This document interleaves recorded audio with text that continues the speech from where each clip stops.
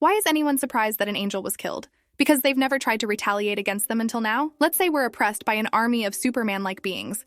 They can fly, shoot lasers from their eyes, and all that, but they don't have his invulnerability. But we don't know that until one day, someone finally points a gun at one of them and fires.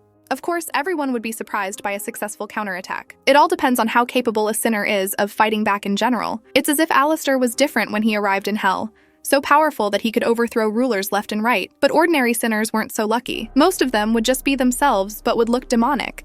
And for them to be able to retaliate, this is the same point I addressed to OP, they would have to be either desperate and have no other choice, in Carmilla's case, to save her daughters. Oregon, they have nothing more to lose, and they don't mind being killed, so they can try to do something. Keeping the death of an angel a secret now makes sense. So, in the first episode, Adam and Lut discover the dead body of an angel, and Lut advocates for the extermination of sinners right now, while Adam just says, we don't want them to understand, or something like that. Now that we have information from episode 6, I believe that the they Adam was talking about were not devils, but angels, specifically seraphim.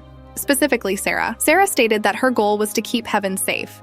She could have recalculated if she knew that hell had the means to kill an angel. I would like to emphasize that the use of angelic weapons is not the only requirement for killing an angel. You also have to be protecting someone, something else. Every angelic death in the series so far has been caused by someone protecting someone or something, Hotel Hell. Also, considering that Carmine has been creating, modifying angelic weapons for some time now, the likelihood of some malicious idiot shooting an exorcist during extermination is close to zero. Also, I would very much like for arrogant Vi to think that he can just kill an angel, and for him to fail, seeing that confusion and horror would be the sweetest pleasure. Interesting thought about heaven and angels. Sarah was friends with Lucy before he fell, was so scared by his actions and Lilith's actions leading to the creation of evil, and was even more scared by their fall, that she and the other archangels are afraid to end up the same way they did. Also, the fact that Lucy gave Eve the forbidden fruit led to a series of unfortunate events for her and Adam.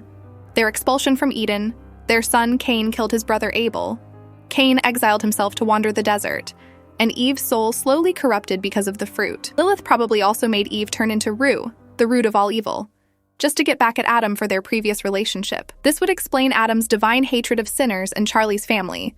He still does, but it would be a great backstory. Lucy probably regrets what he did to Eve Rue, and understands that his fall was his own fault, as his actions and Lilith's actions are the cause of the existence of evil. Also, higher angels don't know how souls get to heaven because they're not responsible for it. Probably there is someone, like God and Jesus, who is responsible for where souls go after death, and that exterminators were necessary, but only because of truly evil souls who want to cause pain and suffering, like the 3 V's. Originally, only truly evil souls were to be exterminated, but Adam changed the rules and books to destroy even those souls that are not fully evil. Moreover, sinners end up where they are, not because they sinned a little, but because they never tried to change for the better. And their actions caused pain to many people when they were alive. Many of them were very greedy, bloodthirsty, and refused to acknowledge their mistakes. They realize this only after death. But either they don't care and want to continue being hedonists, or they have regrets and want to change. And right now, an angel has not ascended to heaven because the one who is responsible for it knows that the angels in power must first make some good changes and stop fearing the fall. 3. Who can die? So, I remember that some time ago, VivziePop stated that one of the characters will die. Everything could have changed, but if it didn't, here are the top 3 characters who, I think, could be knocked off track. Alastor. I could see him dying, but only if it's close or at the end of the show. If he turns out to be the main villain or somehow redeems his guilt. Apart from that, it seems unlikely that he will die. Angel Dust. This is much more likely. Not only was his death painful, but also foreshadowing in Jade. But Angel seems too complex to die and multi-layered to die, especially at an early stage. Maybe in the middle or at the end. I would say he would be the best choice if it weren't for Husk. Personally, I think Husk is most likely to die. Firstly, we know his past. He was a ruler who lost his power because of Alastor and now works for him. And now he is mired in his own sorrows. All that's left is his human life, which we may or may not find out. Secondly, compared to other characters, except for Nifty, who is too much of a comic character, Husk actually doesn't have a clear arc other than become better. What is left for him to do after that? Unless, of course, they bring in something important later. And finally, Mozzarella is important to several characters, mainly for Angel and Alastor. Even if it's not in the sense of I care about you for Alastor, and even more so in the sense of you're my property. His death will have a big impact on them and make them go through growth. Especially Angel. Honestly, any of them could work if they had time. Shell, if she's at the beginning, Angel in the middle area, and Alastor at the end. Alastor wants to become an angel, or at least gain angelic powers. Now it's mostly built on Alastor's deal with Lilith and the finale. We see Alastor's motivation in the finale where he sings, I crave freedom like never before. The restrictions of my deal, of course, have a loophole. As soon as I figure out how to spread my wings, guess who will be pulling all the strings?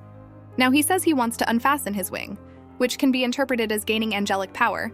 But he also says he will be pulling all the strings, which can serve as a double entrance, as he is the inspirer of the puppeteer, but also the one who is higher.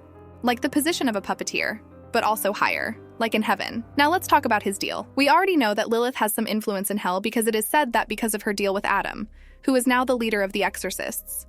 Thus, Alastor wants to find a loophole in the deal with Lilith, but perhaps he also wants to find a backdoor to heaven. And finally, Alastor keeps saying that he wants freedom and controls his destiny in his fight with Adam. This could be a parallel with Adam's line in hell forever. There is no challenge to fate. Again, Alastor is free to take control of his destiny, to then challenge it and get to heaven. The last point is that Alastor is very openly and unreasonably hostile to those who have angelic power, Lucifer and Adam. My opinion on Adam's death: Adam was killed by angelic weaponry. Many people will say, but Sir Pentious came back. That means, nerp, Sir Pentious was killed by a laser blast. It's confirmed that sinners heal quickly from their wounds. Otherwise, extermination would be pointless because sinners would just wipe each other out. And they resurrect if their wounds are too great to grow back from, or if their body simply no longer exists. Angelic steel is made to combat this. It does the same thing that regular weaponry does to humans, demons, and angels. The difference between Sir Pentious's death and Adam's death is that Adam was stabbed multiple times with angelic weaponry, while Pentious was just erased by a blast note. It was not confirmed that it has the same effect as angelic weaponry. If it ends up being confirmed because it was from an angel, then I, obviously, will be wrong. But until then, this is what I believe. TLDR, Adam was killed by angelic weaponry, Pentious was not, and that's why he resurrected. Adam's dramatic death was supposed to be dramatic, you know? All that cliche villain, staggering, gets up and gives a final speech about how they're amazing, great, and right, and the main heroes are beneath them, but they're unexpectedly killed halfway through. It seemed a bit anticlimactic to me, but I think it was an attempt to be dramatic. And what's the point of an overly dramatic death if it doesn't even matter in the long run? From a plot perspective, I think it would be better to move towards LUT. New seasons and series should bring new stories, new ideas, new villains, new twists and plot lines. We finished the whole plot. Adams is trying to kill us all, so we need to defend ourselves. You know, because he's dead. And we got a few good hints at what's to come. Lilith can no longer be in heaven because of some deal, so she'll probably come to the hotel in the second season, and Lutz will be pissed. So much so that maybe Lut will become a secondary antagonist. Might even go against the heavenly commandment and create her own army to avenge Adam.